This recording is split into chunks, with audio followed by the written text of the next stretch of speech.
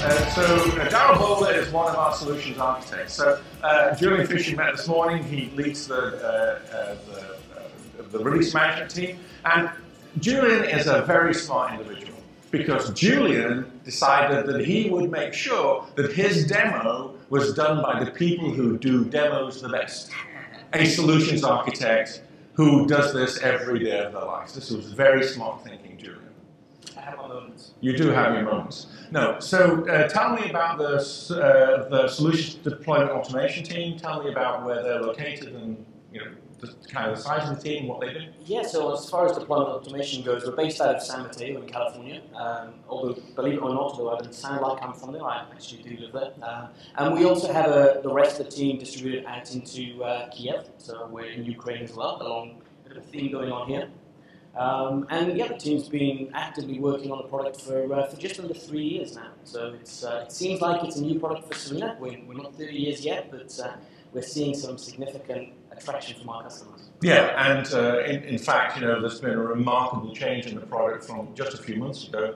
Brand new look and feel. It's really a very sexy looking product. Thank you. And I have to say that I personally have done demos in this technology. It's very cool. So let's not waste any more time. Let's get into the demo. So Stoker, are you ready? I was going to say, shall I explain what's happening now or afterwards? So as I say, he's a really smart fellow. Even though he's from Wales.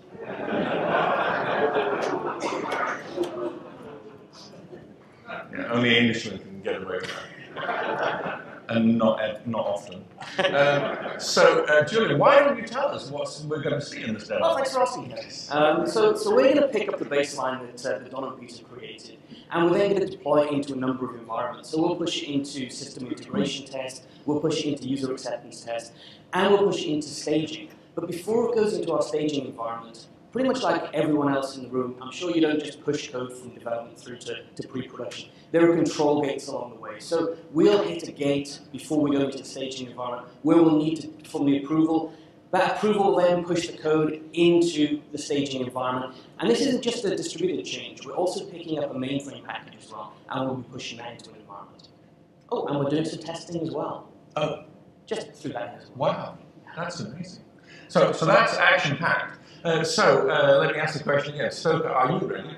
Captain, are you ready? I'm ready. Mr. Scorekeeper, are you ready? And we see the clock set to 0. Gentlemen, you may start your engines. Go. Okay, so we're taking a look at one of the components that we're going to deploy here. Realistically, this is the baseline that we're going to pick up from the Dimensions team. So we're going to suck that baseline into our deployment automation technology. We'll put the baseline identifier in, that'll pull the code from Dimensions. And if you remember, the Dimensions team created a baseline which had all the sources and the distributable artifacts. When we pull it into deployment automation, into our repository, all we've got is the WAR file, the distributable component that we're going to be pushing out of the door. To push the file out of the door, we need to follow a process. So the process is pretty simple design. It's drag and drop, and all we're going to do is we're going to acquire a lock for our process. We're going to pull our artifacts from our repository, then we're going to push them into the environments, be that SIT, UAT, or staging. We'll run our test case validation. Now, in this case, we're going to run some simple testing, but we could hook into our partners, for example, like SOSA. And we're going to perform a package promotion. So we're going to run against CMF, promote a package, get that into the right state. We'll then release the lock, and assuming that everything goes successfully, fingers crossed, we'll then deploy into our next environment automatically. So Darryl's kicking off our process. He's going to specify the version of the artifacts we want to deploy, in this case our baseline, and he's going to submit the job. Off it goes, the system's now running, we're hitting our target agents, our target infrastructure that we want to deploy out onto. So we're deploying our Clarius process. You'll notice that there are the 4 steps, and as each of the steps in the process runs, we'll get a success or a failure, hopefully a success. There we go. We can see that our test cases ran, so if we jump in, we can see our test case success. Test successfully completed. We also had a mainframe piece, a promotion of our package, that successfully ran. Whilst I was talking, we didn't just deploy to SIT. Because all of that process completed successfully, we then started our deployment into our user acceptance testing environment. We have a pipeline defined that says these are the environments we should deploy into. And we can see, wow, Darryl, you're quick. We can see that our deployment into SIT and then UAT was fully successful. What we can then see is before we get into staging, we need to perform some kind of approval process.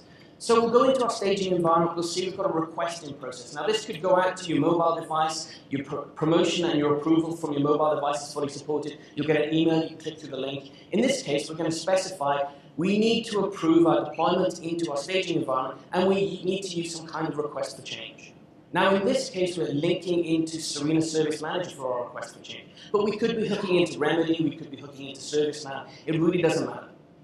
So Daryl's gone ahead, he's provided the approval, and of course, once we've approved into our staging environment, giving our RFC, our ticket ID, our deployment process will happen again. Of course, because we're automating, because we're providing the same repeatable process, it means we don't get errors in our deployments. It means that the environments that we're deploying to, SIT, staging, and UAT, all happen in exactly the same manner. Of course, we can property those environments, we can make sure that the environments are updated with the right values. And we're done. Time.